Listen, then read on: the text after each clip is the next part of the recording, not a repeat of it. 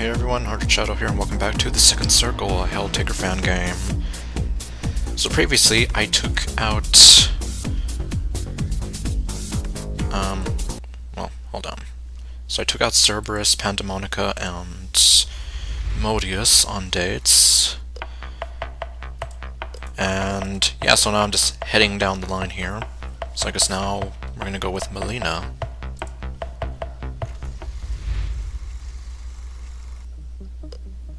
You pull down the trapdoor that leads to the attic, and are almost immediately assailed by the sharp smell of liquor. Yeah, that sounds about right. So much alcohol has evaporated into the air of the attic. Breathing it in makes your head spin. Huh, what a nice little room she has here. Bottles lie strewn across the otherwise immaculate surfaces of the room, with the exception of the wooden desk in the far corner of the room, squatting upon which is a black computer. Slouching on an old leather couch at the angle incompatible with long-term back health, Malina scowls peevishly at you from heavy-lidded eyes. Taker, it's a bit early for a visit, isn't it? It's 12:30. Or, it's 12:30. Did I stutter? Pass me that bottle, would you? The Istvan one. You grab the requested bottle of Uncle Istvan's Hermit juice off of a nearby coffee table and walk over to Malina. You sit down next to the demon and hand her the bottle. Pulling the cork out with her teeth, man, that's metal, she drains the bottle of liquor dry in 3 deep swigs before tossing it behind her into a garbage can. Into a garbage can. So it went in there double effectively. Okay, well, from the clattering of bottle against bottle, you conclude that bin hasn't been emptied in quite some time. That or Malina fills it with extreme prejudice. So tell me, why exactly are you up here disturbing my beauty slump? I have a package for you. That better not be a euphemism for something. I'm not nearly wasted enough for that kind of interaction. Nope. FedEx. Pretty sure it's one of the games you ordered.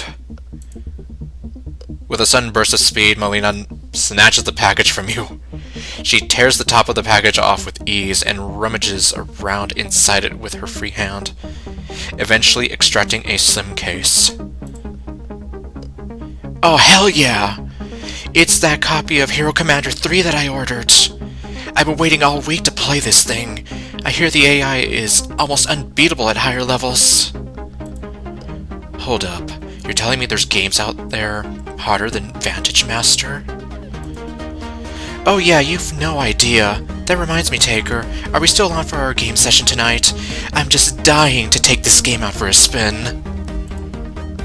Of course! Or no. Well, when in doubt, save. Okay, well, so we're gonna get the bad end, quote-unquote, first. I'll pass. I don't feel like getting wasted tonight.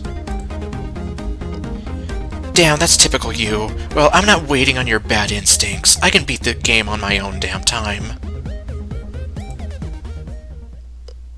Okay. Of course! Games with a melancholic alcoholic? Sounds like fun. Where's the alcoholic? Well, that's something to look forward to anyways. Could you pick up some curacao before tonight? I want to try making something new. I don't know what that is, so I'm gonna say yes. I got your booze. What are you going to do with it?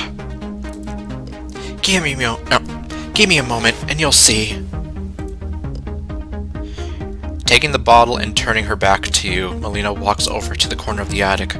where she has laid out various implements of cocktail craft as delicately as a surgeon would a set of scalpels.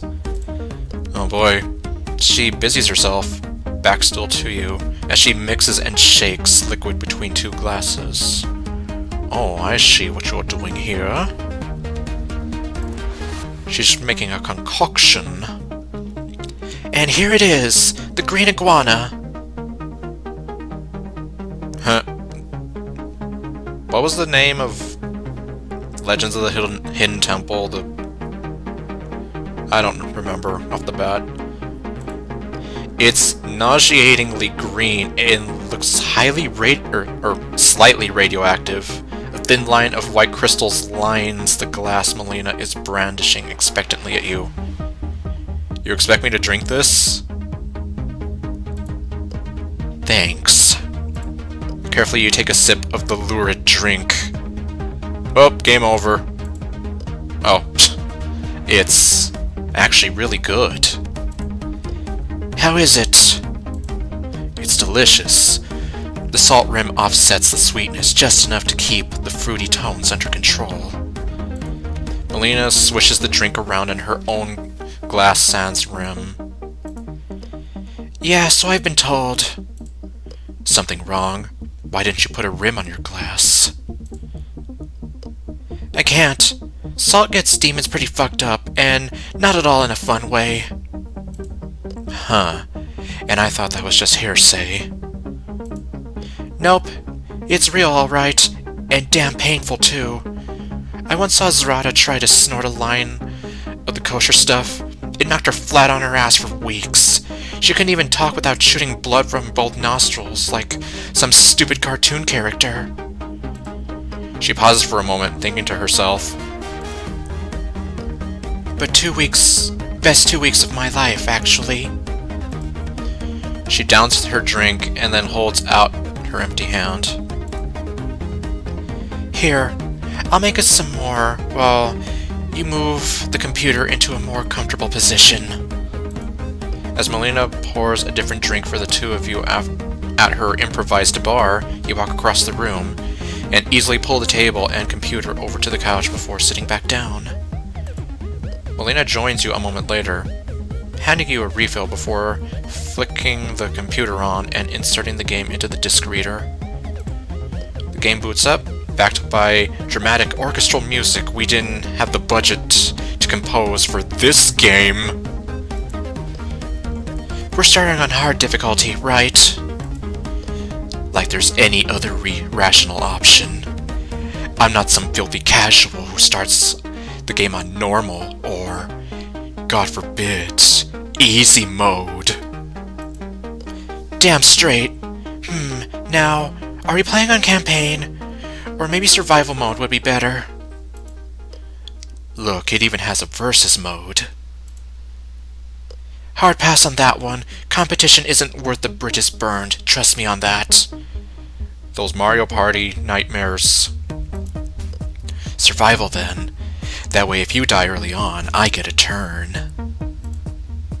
Psh, like I'm gonna let that happen. Hope you're comfortable sitting there, Chief. 'Cause it's going to be a long time before you get your turn in. Okay, well, there we go.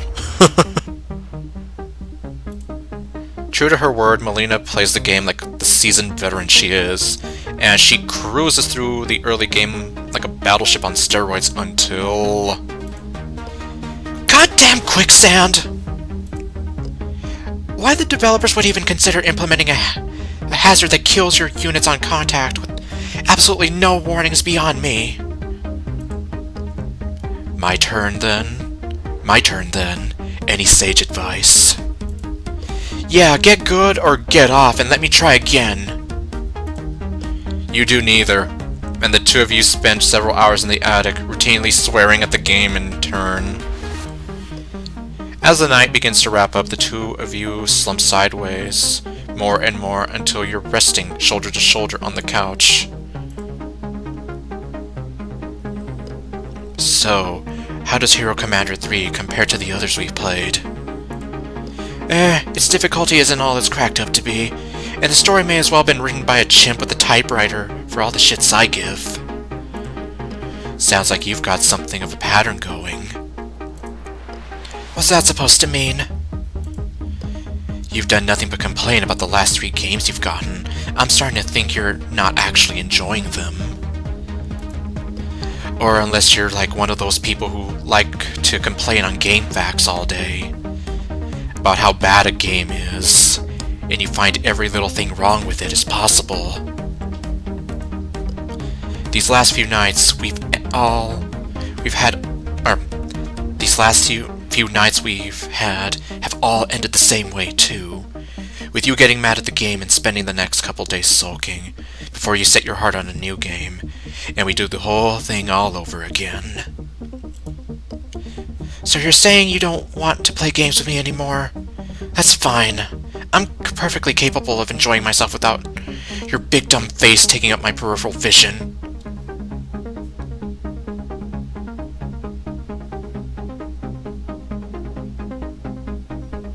Did you really have to say that? So it's like that, is it? It's not that. I quite enjoy playing games with you. It's actually quite the welcome relief from the daily house life. I'd just like to include a little more variety in our time together, that's all.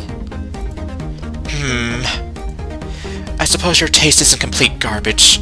I guess I'd be willing to let you plan the next night. But whatever you find, it better have screens, booze, and not be in public. If you find a thing that checks all 3 boxes, I'll give it a shot. Deal. And whatever you pick, it better not be fucking Dance Dance Revolution. That shit's way too kinky for me. Oh, really? Do I even want to know? You'll have to give this some thought, unless you want to live out the rest of your days in a stale attic playing obscure video games, that is.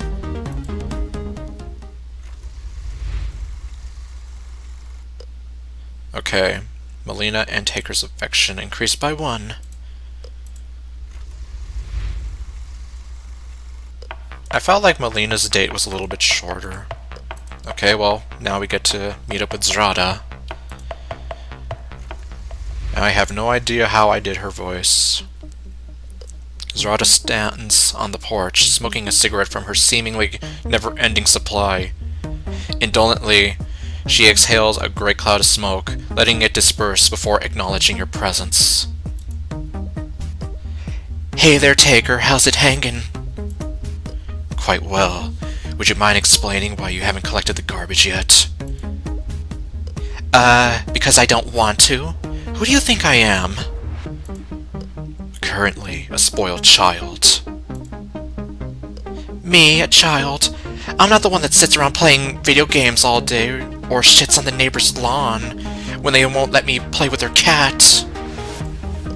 And yet you're the one who consistently refuses to do the most basic of chores. If you want to ride some ass that badly, go talk to Modius. I'm sure she'd be down for it. This is not negotiable, unless you're willing to sacrifice your pancake privileges. No, not the pancakes! Hey, shit taker, I've got a better idea. How about instead of making me take out the trash, you just take me out instead? Unless you're misreading the situation, Zrada actually wants to go on a date. Nothing good can possibly come of this. Yeah, sure, why not? Nice. I get to pick the date site, right? Absolutely not. Now, if you don't mind, I've got your job to do. Because if I don't do it, then I don't know who the hell will.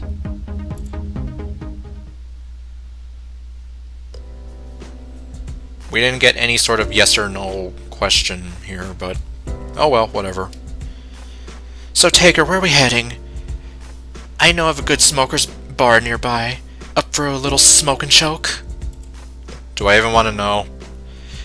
Can't. Last time we went there, you got thrown out for playing knifey finger with the regulars. Oh. You do know the object of the game is to avoid cutting yourself, right? Yeah, but I had a long day. I wasn't up for blue-balling myself just to win a game. That's more Malinka's shit. You worry me. Despite her provocative attitude, Zrada's company isn't entirely unpleasant. As you walk down the street, your conversation is anything but banal.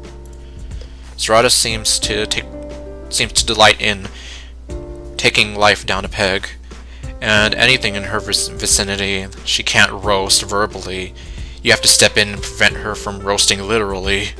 Finally, you arrive at your destination. Oh boy, where are we at? Oh, we're in like some kind of botanical gardens. Well, here we are. Well, you just said that you had to stop her from roasting things. This whole place you could easily have a roasting open fire here. With everything. Really? But this looks like a greenhouse? A fucking greenhouse? You were the person who was so eager to neglect her job. Now you get to help me with mine. Lucifer's been complaining about the decor in the house, and has asked me to pick out something colorful to brighten up the place. But does it have to be plants? If you gave me some time, I could get you a nice goat. Properly arranged, those little bastards can really color a place up. You really don't want to know what she's talking about. Yeah, I don't think I do. We're sticking with plants for now. Probably something easy to take care of. Like an arborvitae. I don't know, arborvitae? Or a hendrahelix. You lost me there with all your sciencey words. Fine, but after this, you and me are hitting the town proper, you hear? Bored, Zrada wanders off between the rows, aggressively belching clouds of smog in the faces of hapless shoppers that stray too close to her. You content yourself with examining the ferns until... Hey, Taker! You gotta check this shit out! Turning, he sees Zrada aggressively brandishing a small cactus at you. What's the matter? You didn't tell me you had plants like this in the mortal world. It's just a cactus. You don't have them in hell? I don't think they have any sort of plants in hell, at least none that look like this. Nah, the ones we have in hell are fucking massive, and covered in hollow needles that stab your body and suck out your... I think I get the picture, but what's with the enthusiasm? I didn't have you pinned as a botanist. As if... You're telling me you don't see the bedroom applications for this little sucker?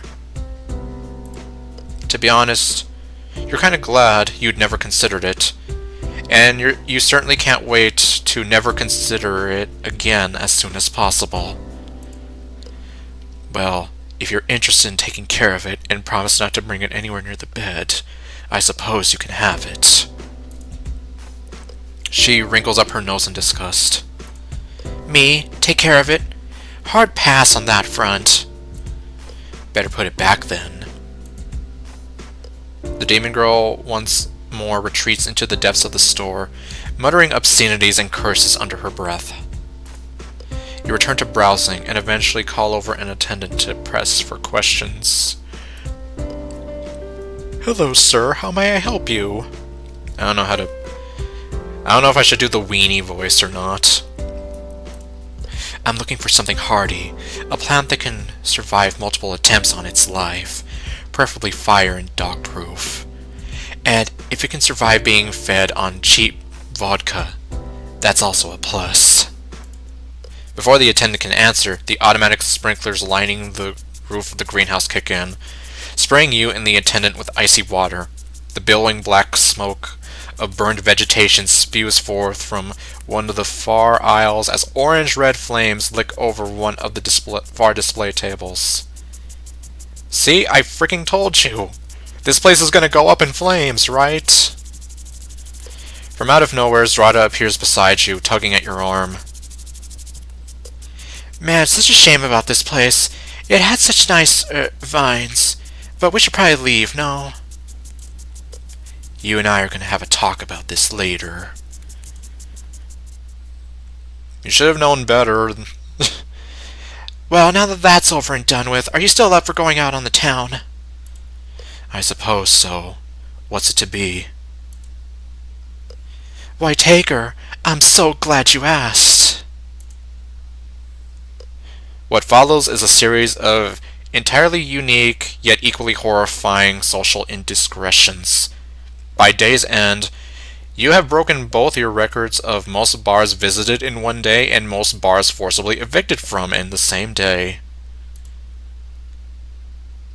The two of you stumble back to the house at an ungodly hour to find only one of its residents still up and active. Who's it gonna be? It's Malina, of course. Malina sits in a darkened living room, heavy-lidded eyes lit only by the blue light emanating from the game console she's glued herself to. You know, Malinka, you really shouldn't be up this late. All this blue... man. You know, Malinka... Okay. Seriously, the original game did this too. Is it Malina or Malinka? You know, Malinka, you really shouldn't be up this late. All this blue it'll make your tits go flat. Well, Malina, see, I don't know. And she's the only one who I think has ever called her Malinka. Malina sighs in exasperation and pauses her game, turning to face her sister. Taking a swig from the paper-wrapped bottle beside her, she steadies herself. You got something to say, Zrada?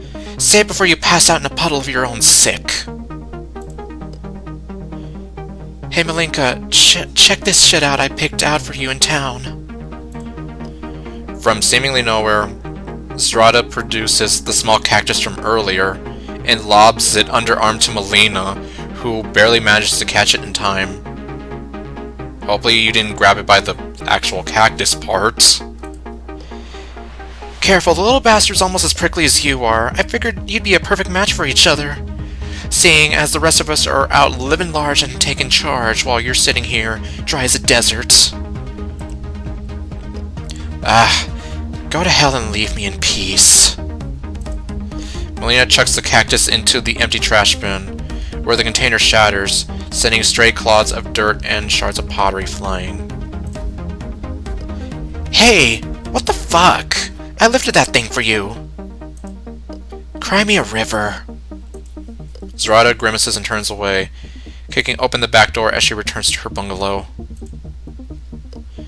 You hear her clicking her fingers as she goes, attempting to conjure a light for a new cigarette.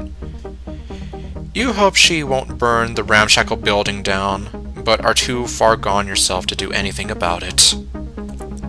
You leave Malina to her games, and slouch upstairs to bed.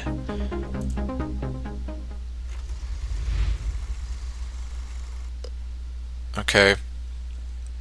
The one for Zrada actually seemed kind of shorter. Yeah, in fact, that took me only 11 minutes. Okay. And we are now going with Azazel. The curious angel who may or may not be too curious. After a late night movie marathon with Modius, Lucy, and Judgment, you are dragging yourself to bed when you notice light streaming out from underneath Azazel's door. Groggily, you knock on her door. Yes? Who is it? I'll ask the questions! Okay, no. Azazel replies in such a chipper tone of voice that makes you question your own sanity and your watch. It is 3 a.m. after all, right? Who's up, who's so happy and chipper at 3 in the morning? Oh boy, 3 a.m.! Azazel, you do realize how late it is, don't you? Oh my, look at her! Just look at her! All of a sudden, the door swings open and you see Azazel standing before you. It's obvious she hasn't slept a wink, but that fact doesn't seem to have fazed her one bit. Oh, hello there, Mr. Taker. Goodness me, is it that late already? I should be getting to bed, shouldn't I? Yes, you should. You peer into the room and notice that Azazel's desk is in even more disarray than usual. After looking at the chaos for a moment, you turn your attention back to the angel. What is it you're always working on, anyway? Oh, my thesis! Your thesis? Indeed, it is my theory that there is a way to classify everything in existence. Pardon? At first, I thought just to focus on non-living things that are made up of physical matter, but then that raises a whole slew of questions about the quantifications of life that I personally am not interested in answering.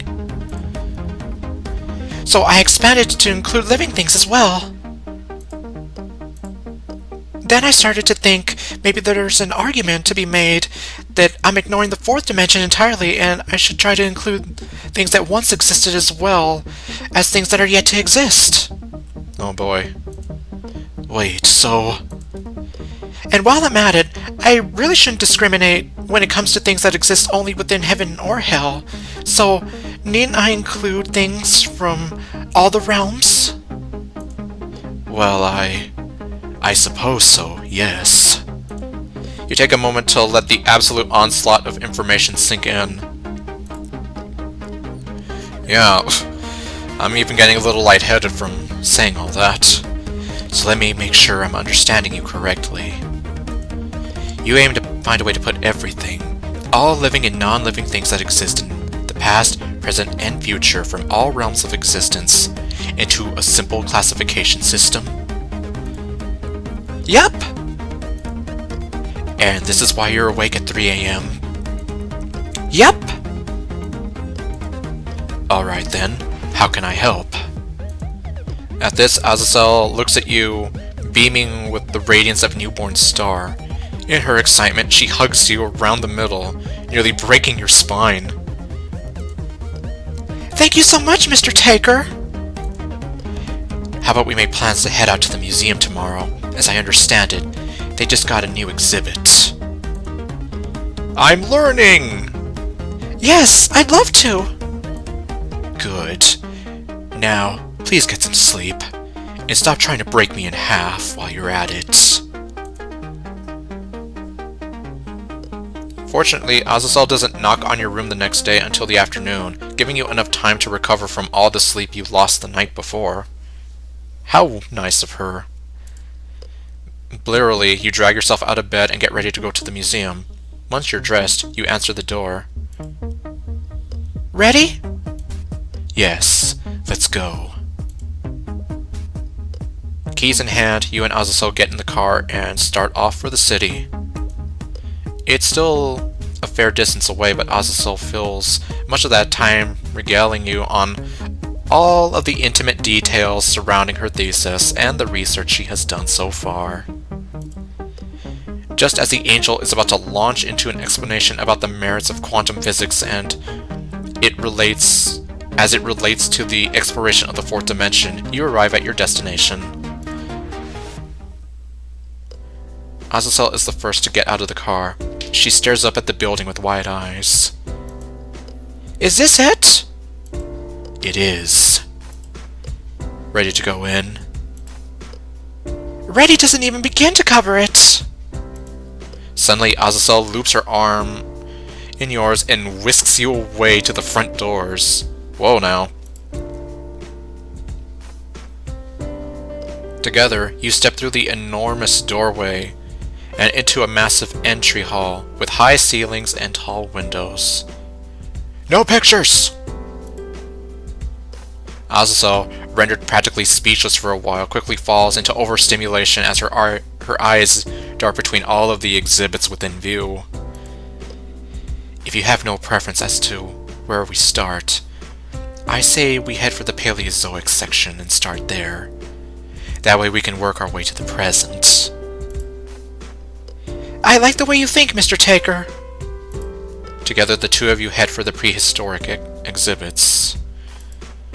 Having been here before, you know just how much of a maze this place can be. It has exhibits upon exhibits, all interwoven with one another, so that there are many paths, or many different paths that one can take throughout. Kind of like this game when you think about it. Someone who wants to follow the history of firearms will take a very different path throughout the museum from someone who wishes to follow the path of the Sengoku Jidai. However, those two people will, no doubt, cross paths once more than once on their own respective journeys. As for yourself, you think it best to start at the chronological beginning, though you neglect to phrase it this way to Azazel lest you earn yourself another lecture about time as a mortal construct, and work your way up. Ah yes. Truthfully, the museum itself is so massive and so ever-expanding that you've never actually seen all of the exhibits, though you have always wanted to. It's simply too large and too daunting a task. But as you watch Azazel dash from one exhibit to the next, you can't help but feel content in the idea that you two will return here several more times over the coming weeks just to go through all of it. Oh yeah. It's like there's a plethora of information hidden in these walls. All in all, it takes the two of you the better part of the afternoon and early evening to get through just the Paleozoic section, and by the end of it all, you are exhausted. As you head back out to the car, you can't help but notice an even more prominent bounce in Azazel's step. Did you enjoy yourself? More than you could ever realize. How about we do this again sometime? I'd like that a lot, Mr. Taker.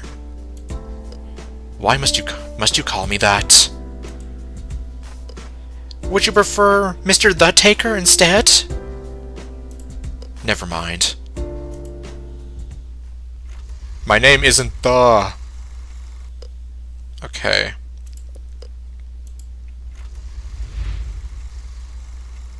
Oops, well.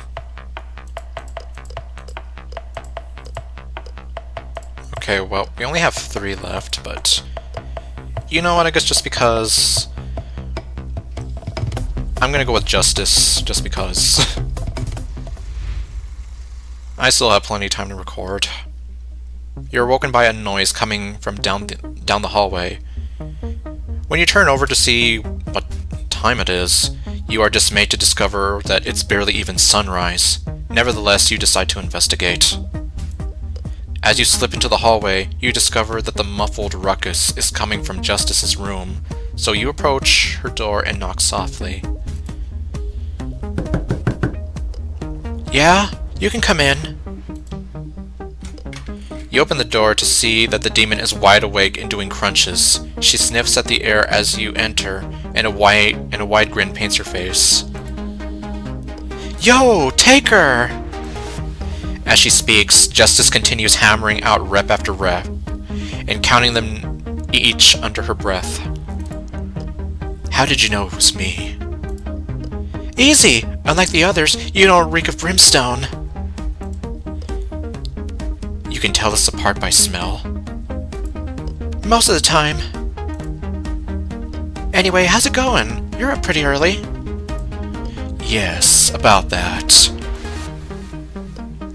Did I wake you? Sorry about that. I just wanted to get my sets in before breakfast. I see. Well, could you try and keep it down a little? It isn't even sunrise. I'll do my best, but I make no promises, Chief. I'm going to be moving on to the hard stuff next. The hard stuff? Yeah, push-ups, squats, chin-ups, burpees, that sort of thing, you know. Burpees? Are you out of your mind? We're on the 2nd floor. Yeah, and? Do you have any idea how much noise that's going to make? A fair bit, I imagine, but what else am I supposed to do?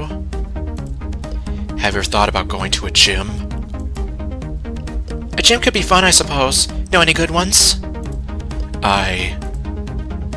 Oh, come on, you must know all the best places. Or do you mean to tell me you were just born as big as an ox? And before you ask me how I know, Modius told me. Alright, get your things. You're gonna want a towel, some clothes you don't mind sweating in, and a water bottle at least. Justice leaps to her feet, excited. Aw, hell yeah! We're going now?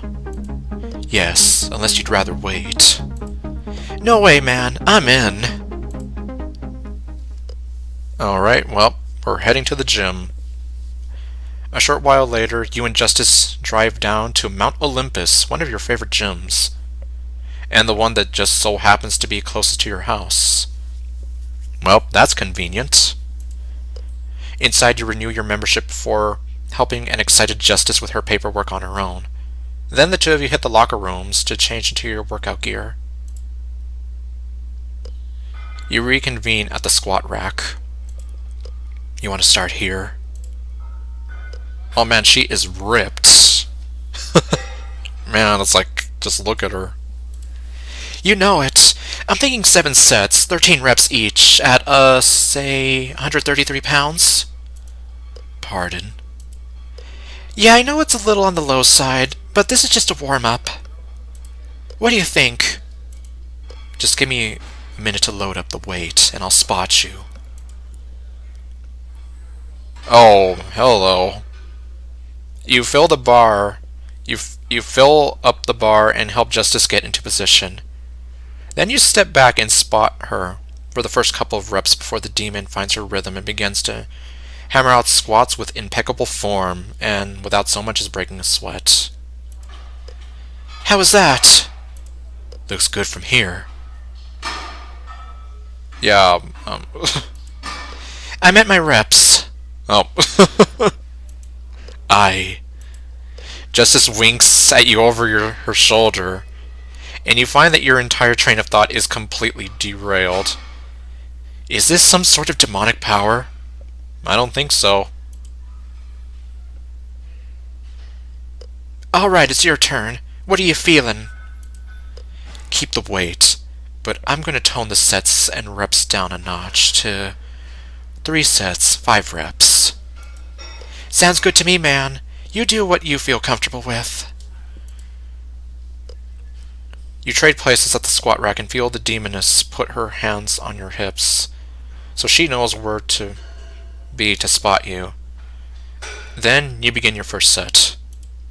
Admittedly, your progress isn't nearly as effortless as Justice's. It has been a while after all, but you persevere all the same. And any time it seems like your legs are about to give out, Justice is there egging you on.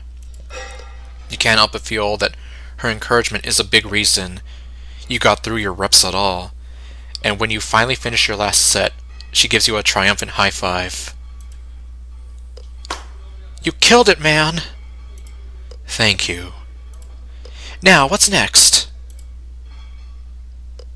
The rest of your time at the gym passes in much the same way. Justice breezes through her sets before helping you through your own.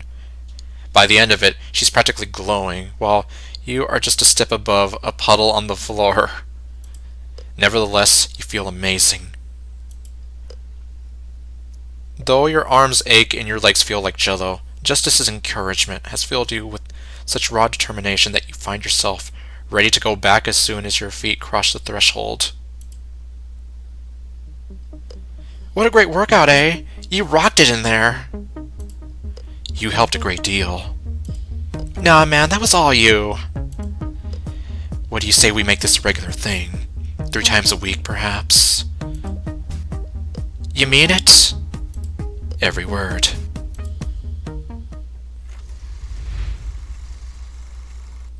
Okay.